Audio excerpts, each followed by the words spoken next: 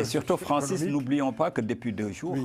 depuis le début de la semaine, ça chauffe au niveau de l'université de Oui, Dakar. actuellement, Il y a oui. également l'université de Absolument. Saint-Louis. Et que le mardi, le conseil académique de l'université de Dakar Des étudiants qui protestent contre le retard de bourse, des bourses...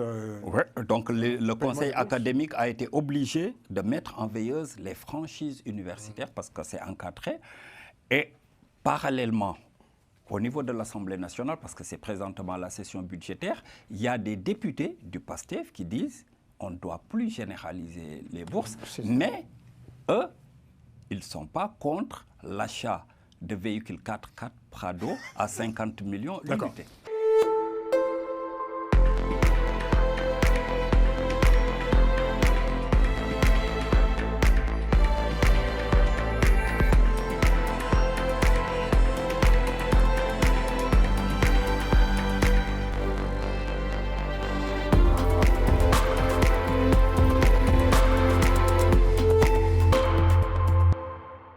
On va finir avec le Sénégal, alerte au sommet de l'État.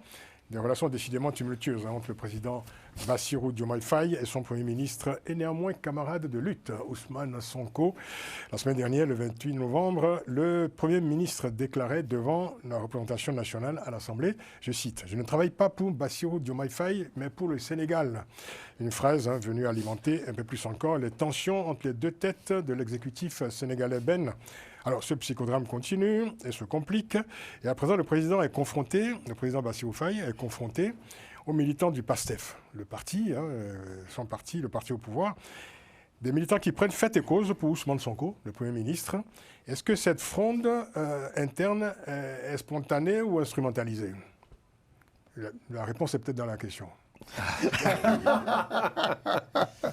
Moi, je dirais que c'est une fronde qui a été instrumentalisée. On sait que c'est depuis que le président Diomaye Faye a décidé de s'appuyer sur une coalition politique qu'il avait portée au pouvoir quand il était candidat, donc la coalition Diomaye président.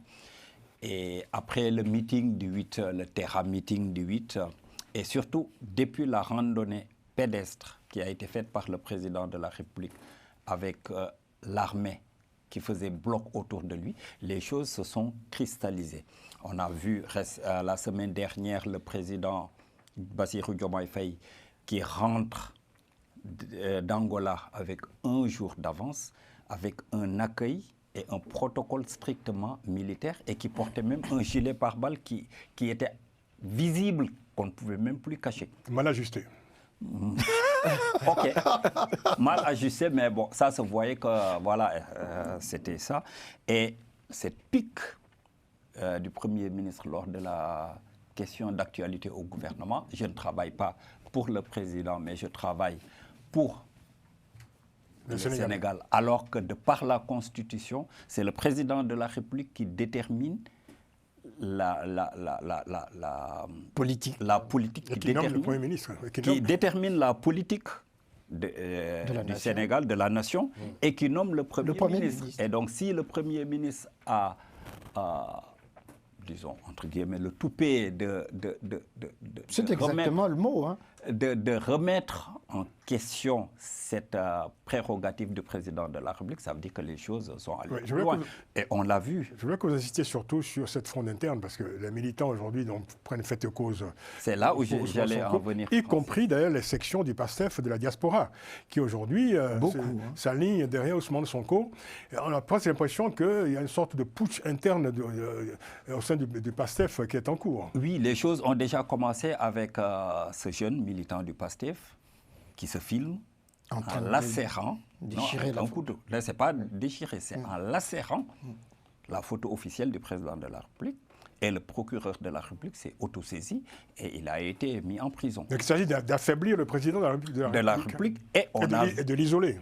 De l'isoler. Et on a vu une levée de boucliers de la part des militants du PASTEF qui disaient que, bon voilà, Ousmane Sonko, ils ont fait un parallèle en disant que Ousmane Sonko a été maintes fois insulté au niveau des réseaux sociaux et le procureur de la République ne s'est jamais autosaisi pour que justice lui soit rendue.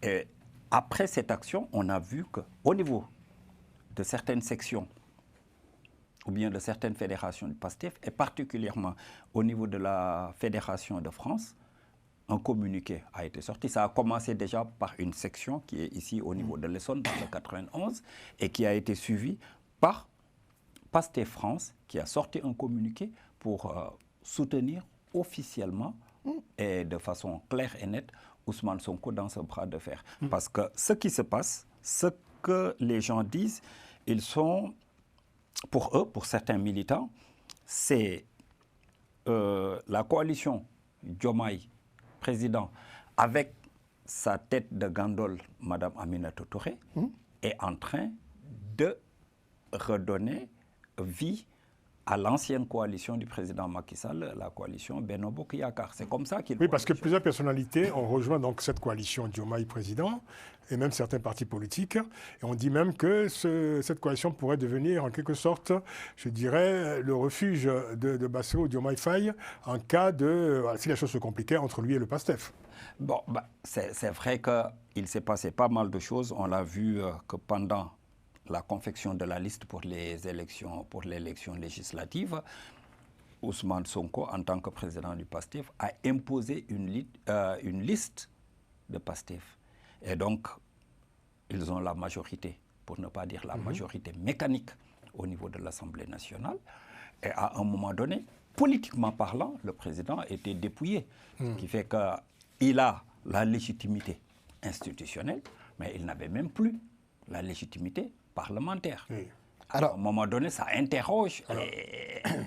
Surtout que depuis quelque temps, on a vu que sa manœuvre, et tout le monde a l'œil rivé sur la présidentielle de 2029.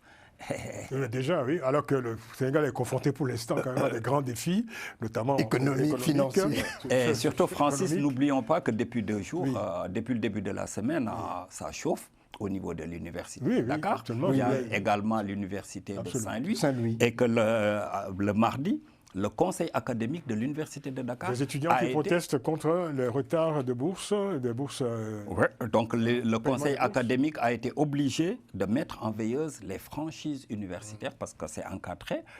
Et parallèlement, au niveau de l'Assemblée nationale, parce que c'est présentement la session budgétaire, il y a des députés du PASTEF qui disent on ne doit plus généraliser les bourses, mais eux, ils ne sont pas contre l'achat de véhicules 4x4 Prado à 50 millions l'unité. On arrive bientôt à la fin de l'émission. Évidemment, on aurait pu vous écouter encore plus longuement, mais on va faire un rapide tour de table. Grégory, qu'est-ce que vous avez un commentaire sur cette situation, ce psychodrame au sommet de l'État? Je pense que c'est la... Est-ce qu'un retour à la raison est possible? Parce que finalement, ça m'a l'air très compliqué. C'est une situation tout à fait inédite. Cette affaire m'a l'air très compliquée. Je pense qu'on est dans la continuité, pour moi, du Terra Meeting d'Ousmane Sonko, qui continue son rapport de force avec Bassirou Diomaye Faye en disant que c'est lui qui a la légitimité du PASTEF et une extenso de la population sénégalaise. Donc très compliqué pour le président de Bassirou Diomaye Faye. Je pense effectivement qu'il y a là 2 légitimités qui s'affrontent.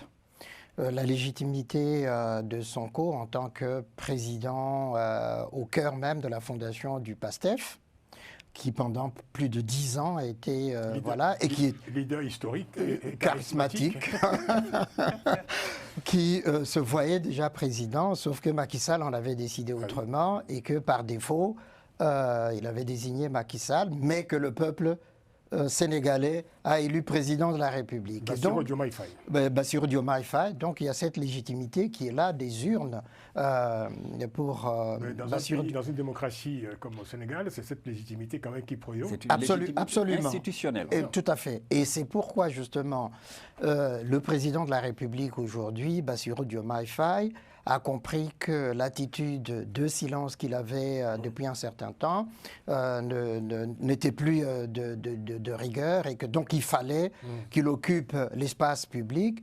Et on voit la cellule de communication de la présidence qui communique à tout va pour montrer que c'est lui qui a les rênes du pouvoir au Sénégal. Gratien. Oui, moi je déplore. En 2 mots. En 2 mots, je déplore qu'au Sénégal, vraiment, il manque les guignols de l'info. Serait très bien animé. Absolument d'accord avec toi. Et en même temps, je me dis, Sonko, il faut que le président soit, en 2026, d'aimer Sonko de son poste de Premier ministre ou Sonko démissionne de lui-même. Sinon, je ne vois pas comment ils peuvent continuer. Sinon, les deux vont perdre. Il faut qu'il y ait celui qui doit partir. C'est celui qui a été nommé, c'est Sonko. C'est clair, c'est précis, c'est concret. Exactement. C'est la fin de l'émission. Alors, Juste un dernier mot. Alors, un tout dernier, allez-y. Ça veut dire que c'est juste pour dire qu'il y a un décret d'organisation de la primature qui a été publié le 27 novembre dernier. Et on voit que la primature s'étoffe et prend même des tentacules sur certains services qui dépendaient de la présidence. Et cette situation fait qu'on va suivre un feuilleton. Et pendant ce temps aussi, il y a l'opposition qui s'organise. Et même ce 6 décembre, une grande manifestation est prévue à la place Bastille. Merci beaucoup, Ben Yassi. Merci, Gracien Nikiza. Vous avez donné donc la clé, la solution. C'est précis. Alfred Chango-Lokoro, merci. Merci beaucoup. Guénori Sileni, merci. Merci à vous. Merci, Francis. Merci à l'indispensable équipe technique Moustapha Kanté et Romain Clicquot de Menk.